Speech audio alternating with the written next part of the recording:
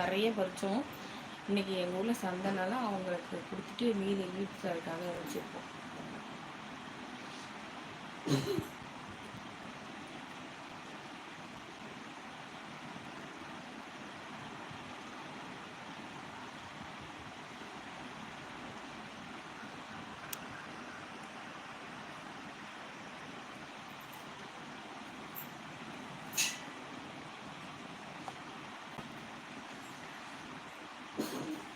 லைவில் வரவங்க லைக் கொடுத்துட்டு லைவ் சேட் பண்ணுங்கள். சேனலை சப்ஸ்கிரைப் பண்ணாதவங்க சேனலுக்கு சப்ஸ்கிரைப் பண்ணிக்கோங்க. Channel name Sathya zone.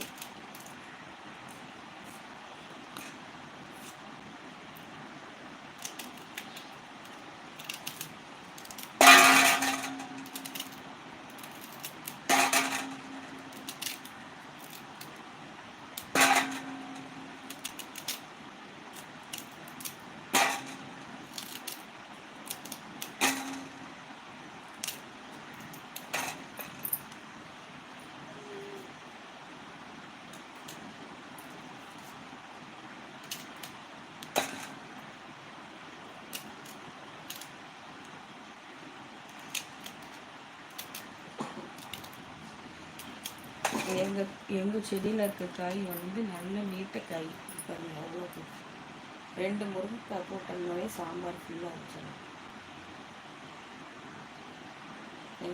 எங்கள் செடியில் எங்கள் மரத்தில் இருக்க காய் நல்ல லாங் காய், நீட்ட காய். 2 முருங்கைக்காய் இருந்தால் சாம்பார் வச்சிடலாம்.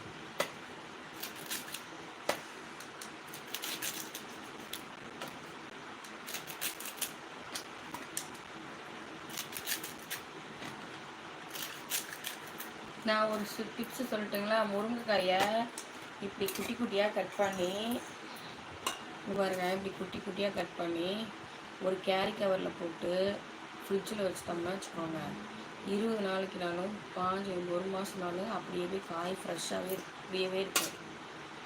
அதே பார்த்திங்கன்னா நீங்கள் முருங்கைக்காவை இப்படி வச்சுட்டிங்கன்னா ஃப்ரிட்ஜில் அப்படியே வச்சுட்டிங்கன்னா வதங்கி போயிடும். அதுக்கு நீங்கள் இந்த ஐடியாவை ஃபாலோ பண்ணுங்கள்.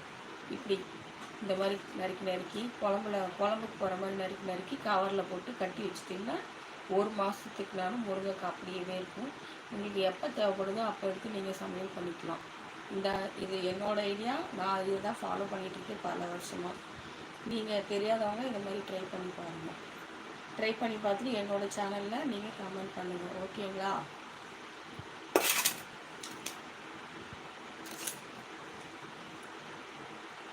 லைவில் வரவங்க லைக் கொடுத்துருங்க. லைவ் சேட் பண்ணுங்கள். சேனலை சப்ஸ்கிரைப் பண்ணாதவங்க சேனலுக்கு ஒரு சப்ஸ்கிரைப் கொடுத்துருங்க. Channel name Sathya John.